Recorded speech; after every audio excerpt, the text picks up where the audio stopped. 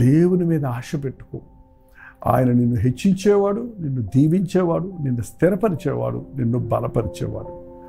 ఆయన మాట చొప్పున చేస్తే ఏ రోజుకు ఆ రోజు ఆయన చక్కగా మన కొరకు మాస్టర్ ప్లాన్ వేసి పెట్టాడు. ఏ రోజున ఏ సమయానికి ఏం చేయాలన్నది దేవుడు తెలియచేస్తాడండి. ఆయన చేసింది ప్రతిదీ కూడా in his time he will make all things good. ఆయన సమయం వేరు, మన సమయాలు వేరు. మన సమయం వెంటనే కావాలనుకుంటాం, లేకపోతే మనకి ఇష్టం వచ్చినప్పుడు అనుకుంటుంటాం. కానీ ఆయన తగ్గిన సమయం అందు మన అవసరతలు తీరుస్తాడు, మనకు ఆహారం ఇస్తాడు. ద్రాక్షరసం ఇందులో అయిపోయిందంటే మన సమయం ఇంకా రాలేదు అంటే ఇంకా ద్రాక్షరసం కొంత ఉంది అక్కడ, అది కూడా అయిపోనివ్వండి. అయిన తర్వాత ప్రభువు తన సమయంలో ఒక అద్భుతాన్ని జరిగించాడు నీ జీవితంలో కూడా.